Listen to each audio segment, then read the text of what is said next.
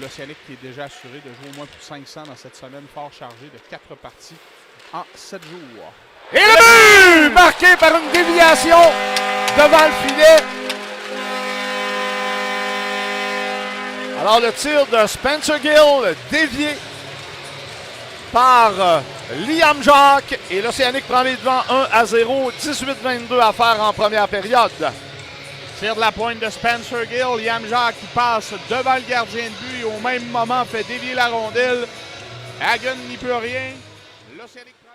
L'Océanique, Truchon qui reçoit ensuite à la ligne bleue. Et là, on est seul. Et l'arrêt est par la suite. Bel arrêt de Hagen. Oui. Avait un retour bondissant, mais quand même, il y avait une belle opportunité. Là, c'est Dufresne qui remet à Zonon. Zonon s'approche et quel arrêt de Filion! Et le but marqué par la suite, là.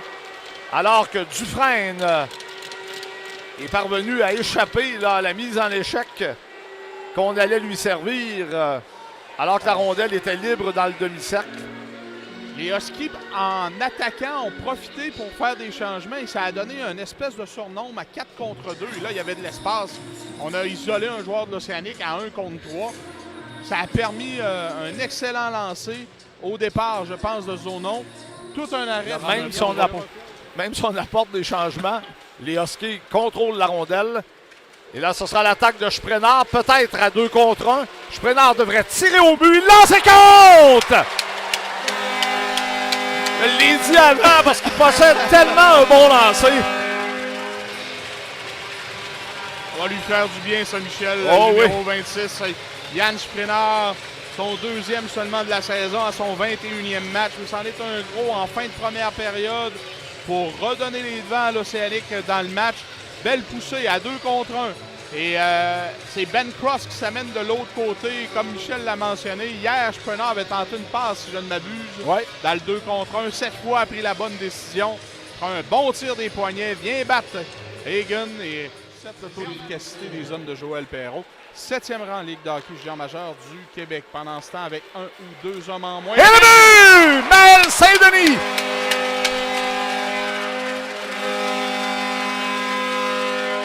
Saint-Denis, placé dans son bureau, là, il en prend une habitude, le numéro 37 sur le jeu de puissance, va s'installer là où ça paye, devant le gardien de but. On l'aperçoit, il n'a qu'à faire dévier la rondelle derrière le gardien de but des Huskies. Et l'Océanique prend les devants 3-1, gros but en avantage numérique en fin de période pour l'Océanique. Avec 25 secondes et 9 dixièmes. C'est le temps d'arrêt que probablement qu'il n'en donnerait pas d'autres. Et là, 2 contre 1. A tenu le coup. Bellan Saint-Denis. Bellan couche le défenseur et son tir. Rousseau, je pense, avait sa mitaine avant que le lancer parte. Il savait où Bellan allait aller. Un autre lancé capté par Rousseau. Alors, il est froid. Mais ça fait pas une grosse différence. On vous a parlé un petit peu plus tôt là, de football. Ouais. Alors que c'est complété là, Montréal, les Carabins de l'Université de Montréal qui l'emporte 12-6 face à ça a été plus serré qu'on pensait.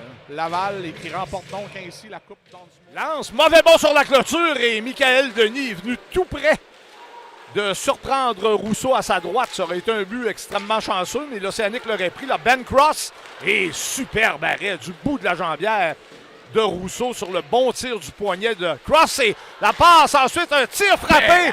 Et quel arrêt encore de Rousseau sur la frappe de Mathis Laurent qui vient de se faire voler son premier point de la saison, Yannick. Chapeau à l'Océanique pour l'intensité, l'effort après la fin de la pénalité. Exactement, on est demeuré, on a eu de bien meilleures chances.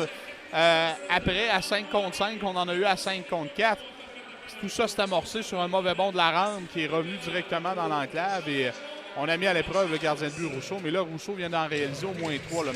Michael Denis, le premier. Après ça, il y a eu le tir de Ben Cross avec une superbe arrêt de la jambière. Et après ça, on a changé le jeu de côté. Liam Jacques s'empare de la rondelle, s'avance à 2 contre 1, applique les freins. Le tir de Blais, Rousseau bloque, ignore tout à fait où est la rondelle, mais ça, c'est pas grave.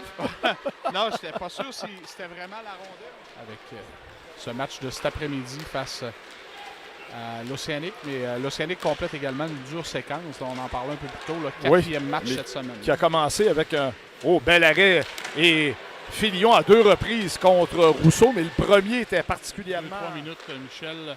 Oui, ah oui. Ça se passe à notre gauche. Dans un tir, l'arrêt, retour et le but. Marqué par Beauchemin. Alors, là, il y aura des mineurs doubles à Rousseau et Spencer Gill. Et c'était une question de temps. Et je l'ai mentionné, là, il n'y avait pas beaucoup de bagages d'expérience sur la patinoire. Pour jouer que ce soit encore le 17. Non, non, c'est bien Beauchemin. Et à la suite du but de Beauchemin, il y aura les pénalités mineures. Et là, ben, Langlois va gagner la course devant Pilote. Courte passe. On donne la ligne bleue à Bourrache et... Quel arrêt fantastique de Filion avec Dylan Gill seul avec...